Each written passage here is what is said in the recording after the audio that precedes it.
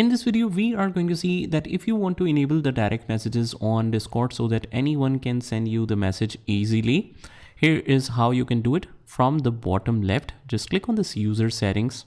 And here under the user settings, we have the option of content and social. Just go ahead and click on that. And if you just want to allow the direct message spam, even though it is default filter, if you don't want to allow that so that anyone can send you the DMs, but I don't recommend that. So filtering from non-friends are fine.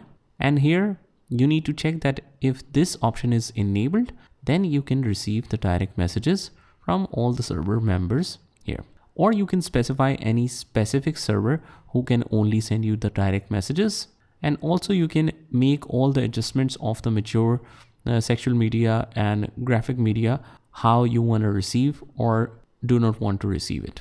So that's pretty much it, guys. I hope you found this video helpful, and if you did, hit the like button and subscribe to our channel, and I will see you in the next one.